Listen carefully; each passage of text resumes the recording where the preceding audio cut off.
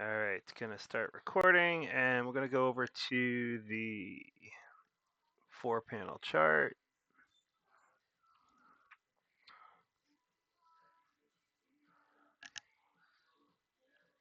which is right here.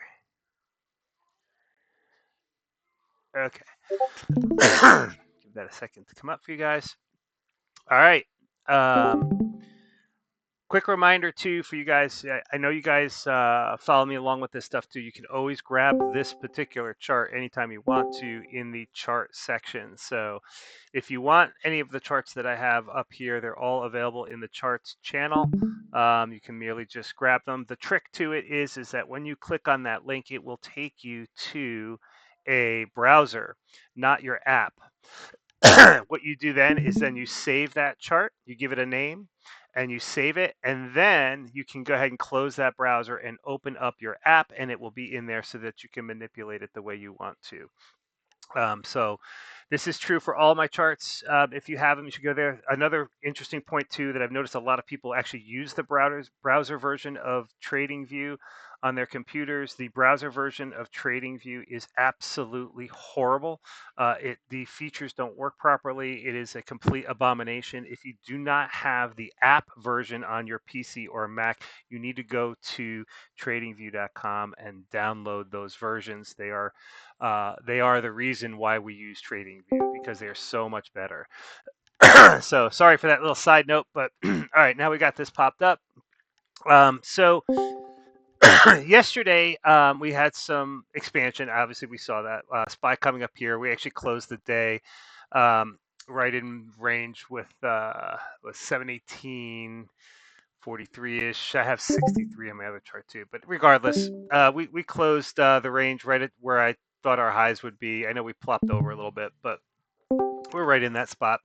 Then we continued upward for the overnight session, and we are about just over 2 points higher right now at 720. So this area from 715 to 720 is a pretty crucial area. If you'll notice on the VIX yesterday, we came down and closed down in here. When we elevated, we didn't lose the VIX. Actually, the VIX kind of maintained stature here, and part of that is geopolitical. Part of that is also because of the uh, um, the lack of the VIX wanting to actually go ahead and die to push us up. So we are still at alert. It was the first day of the month. Remember, on the last day of the month and the first day of the month, sometimes we see big moves for back tests. So that is a possibility today. However, everything looks pretty strong right now. Especially the only thing that doesn't is the VIX in terms of falling. But that being said, our 4-hour SMAs are indeed aligned the way they are supposed to be. We've got our 4-hour 9 on the bottom, 4-hour 20 on the middle, and 4-hour 50 on the top. I would only point out to you guys that the angles of these 4 hours are exactly complicit with what we've seen with the VIX, which is it has been in a trading range, a base range, meaning not the peaks higher and lower, but a base range of around 20 and a half to 19 and a half. So we have kind of really not moved outside of that range. I know it looks like a void right here, but if you scroll left there, for some reason when I'm recording, I can't move the screen, so I'm not even going to try to do it. It's just going to frustrate me. I will try to fix that solution later. But yeah, so we have that range here, and I still haven't got rid of this damn cough. Sorry, I'm going to throw a cough drop in. Hopefully rectify the situation. So today's range on the VIX, what I'm looking for is continuation of this remaining below the 4-hour 9. If we spike above the 4-hour 9 and the 4-hour 20, it's not the end of the world. Where only where the VIX would actually start to trigger some fear is up in this 20 and a half range. If we peak out over here, then we'd start to actually see some decent momentum to the downward side for ES and VIX and the market. But I don't anticipate us having too much of that other than any kind of technical pullback, which I don't see for today. I'm glad we all got in yesterday in the morning where I pointed you guys out to. Let's see if I can move this one chart. Please move. No, it's not going to move. Ah! Oh, there we go. A little bit. Try it again. A little bit more. Sorry for this. Come on. There we go, almost there. Don't need to see the top of the range. I just want to show you guys the bottom. The entry right when we had our call. Essentially, the here we go. Perfect. All right. So this was the candle on the open. We had opened around here. We came down, back tested this daily 9 a little bit below, basically covering into this pivot. And then we popped back up. Nice slow rise back up, stayed in the upper half of this. And then at the end of the day, actually popped higher. So it was a good range trade. It was a good entry there, popping off that daily 9. And now we're in a 4-hour 9 coalition. So we are actually in formation to use this 4-hour 9 as our base. We are super, super far away from it. So back tests to the 4-hour 9 are possible and probable at any time. Don't let that panic you or scare you out of your positions. That will be normal, and probably as much of a back test as I would expect today. um, and so over on ES side, so what I'm looking for is us to remain above the 7,200 level. Here again, we have 4-hour 9 support above. We also have our 4-hour 20 and our 4-hour 50. This yellow line here is right under. There we go. Are in alignment. They are close together. They're starting to separate, so we're seeing that separation, which is good. That type of expansion will help push us a little bit higher. Back tests to the 4-hour 9 are fine. Back tests to the 4-hour 20 are fine too, even though slightly below 7,200, but I don't want to see us lose the daily 9. So daily 9 is our new benchmark here on ES to tell us all clear.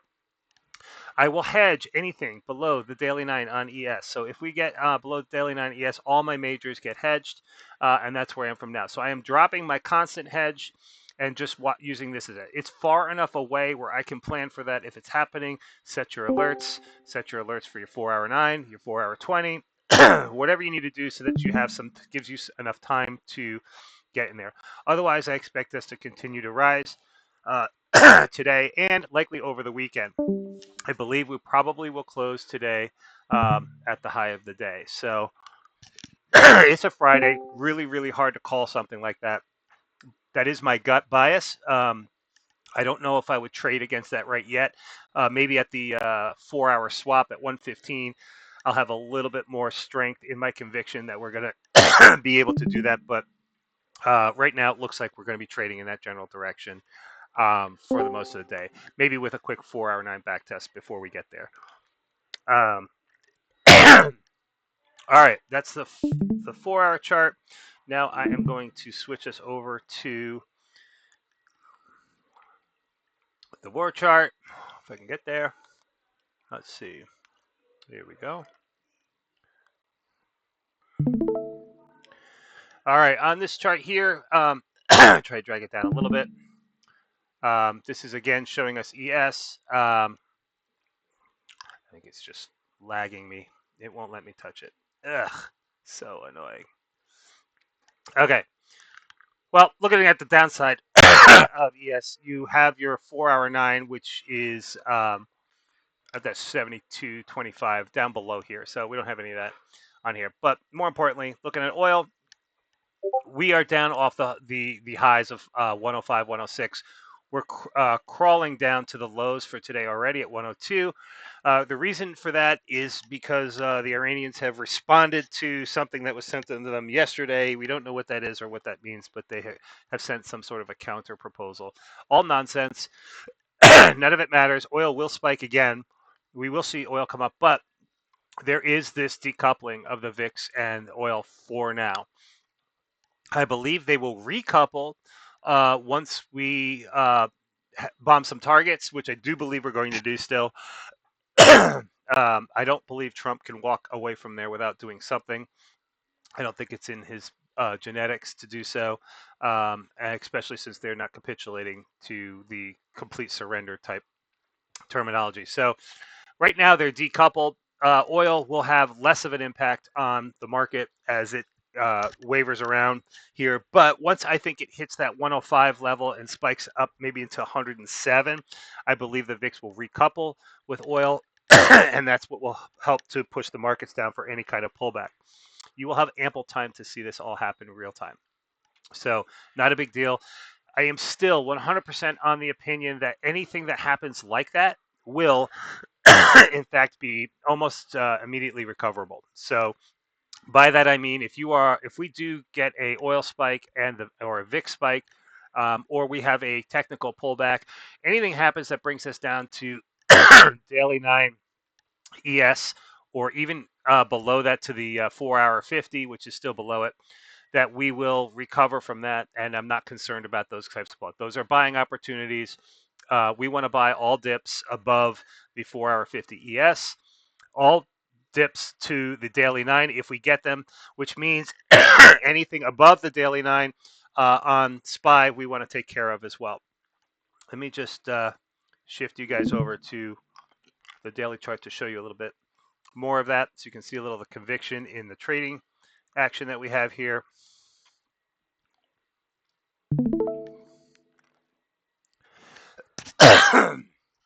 Okay, here we are. Our open will be right in this uh, upper expansion zone here, 720-ish here at the monthly resistance level. Again, it's a big level, so I want to just we're going to pop through it, but we may come back test here first before we do it. Don't really care either way. This line that we drew 4 days ago has become super crucial. So if we actually, this is the daily 9 on this white one, the 4-hour 9's up here. So if we pull back below the daily 9, my breathing room for that is actually kind of right here. This is like the 710 area. This is slightly less than that, but it's basically the 710 area right here. If we lose that, that's the only time that I'll start to think that things are going to happen. So if we lose this, back test the daily 9 and have issues, that's where I'm worried about a pullback going further. This is, again, not something that I'm seeing right now. I'm just telling you guys I kind of have a line in the sand on how this formation holds. I more than expect us actually to reach up into the 28, 730 range before we have any kind of a pullback is my honest feeling on SPY. As for today, while I say we may close at the highs of the day, I don't expect them to be much more than 722, 724. So I don't expect a massive gain. I expect maybe a flat consolidation day at this level, or a melt up sort of situation at a low speed development. So that's where I am on that one. One more chart to flip over to you guys. Just take a look at some tickers. By the way, if you guys want to change the tickers that I'm looking at, please just let me know on the trading floor, so I can cover stuff that you guys want to see as well. Let me pull this up now.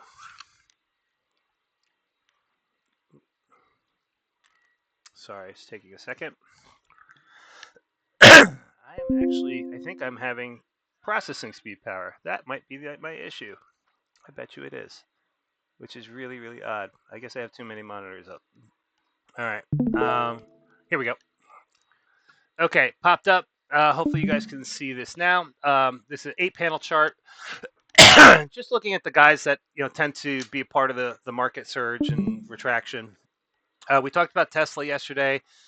Yesterday we were looking for the 4-hour 9 to hold, to take the daily 9. I told you if it did, it would get up to the 4-hour 20. I'm going to just expand this a little bit so you can see the 4-hour 20. Ah, it wasn't the 4-hour 20. It was the daily 9. 4-hour 50. Sorry. Expected a bounce off of that. We did get that, but then held and then climbed overnight. Tesla's in its range here. Tesla is ready to continue up. I like the formation here, so I'm trading Tesla using the current 4-hour 9 and the 4-hour 20 as my lines in the sand on this uptrend here. They're close enough where not a lot of damage will be done with contracts, so that's good.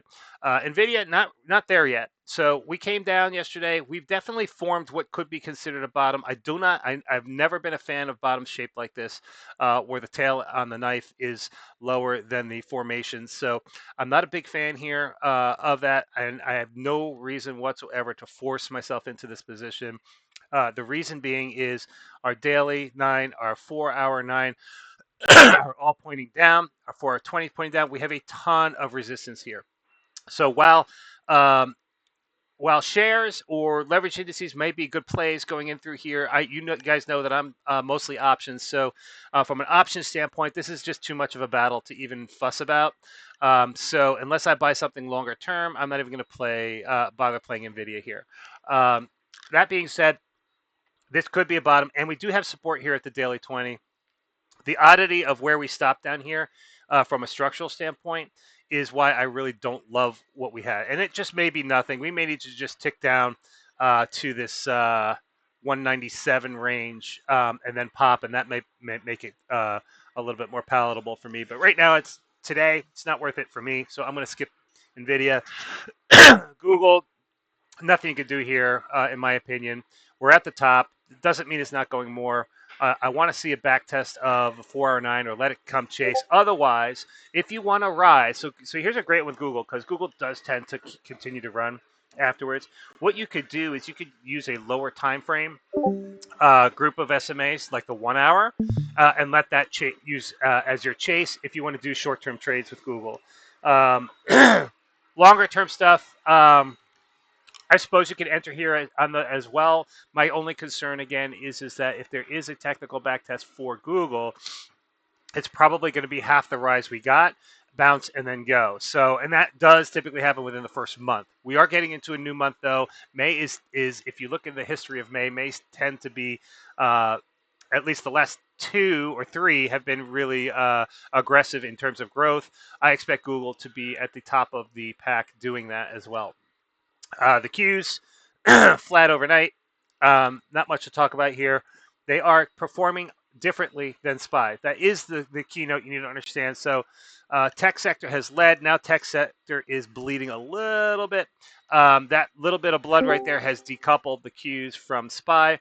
So they are changing a little bit differently. You need to keep that at note. They will recouple again shortly, as soon as I think we get through this consolidation period we're currently in, and then they will all rise together. But I would not be surprised to see the Qs behave a little differently today and have a little stronger of a or less strength in during the day than SPY does. So just watch out for that. Meta, nothing to talk about here yet. This is a perfect kind of bottom formation here. If you are interested in Meta, this may be a great place for longs, for leaps. They tend to be a little expensive for Meta, but what I'd like to see first is I'd like to see the weekly 9 here taken and either back tested or the 4-hour 9 taken. So if we take the 4-hour 9, that negates my need for a back test of the weekly 9. I would take a look at this in terms of a play. I believe that we'll get a pretty decent recovery out of Meta. If we can't take the weekly 9, we have exhausted I mean, we've lost several countries worth of GDP in Meta alone. So this is a massive, massive loss for them. And I don't know how that correlates into this consolidation right here. So we may consolidate here for a week or so before it does that. But like I said, if I can get above the weekly 9 and back test it and hold, um, that could happen today. That would give us another spike. The weekly 9 moves down next week. So next week, that weekly 9 will be down in this range. Guys, it's 9:18. I'm going to keep talking. Don't forget, Jinja's on right now. I'm only going to take another 2 minutes. So feel free to hop over to Jinja while I wrap this up.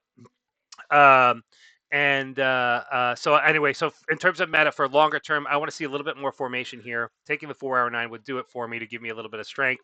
Otherwise, I'm going to just, for me, for options, going to skip that right now. Coin Super B looks really good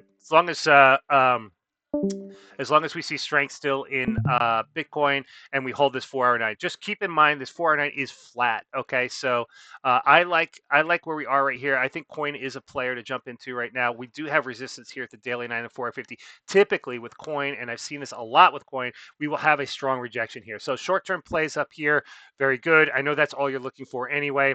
That's what I would be interested in. I wouldn't want to play if we started falling below this 4-hour 200, which is sitting right in this range here. BBI, I'm going to skip. Amazon is, and Amazon's off the table for me now. I have too much bias and pain from yesterday, so I'm going to leave that one alone. That's it. All right, guys, I covered all those sectors. Anybody have any questions? Uh, Christine, BTC. So BTC is trading in the 78s. It's got a full bottom recovery here from the 75 300s. I'm long BTC. As you always know, I don't trade it. It's really a storage of value for me, so I continue to add. I like to add here. I think we continue to go so long as we can take 78 600 or 78 679. There's a 4-hour upper expansion. I'd like to take that today, and I'd like to stay above that. If we bounce off that and head back down, look for support at the daily 9, which is trading around 77 315. So that's your range for today: 78 679, 77 315. I expect to be in that range, which will be a little bit of consolidation with a drip edge going towards the positive. Otherwise, I did cover all this stuff in the daily pointers as well in that channel. And I'm here if you guys have any other questions. I'll hang back. Floor is open. I'll wait for messages, or if you guys want to speak, either way.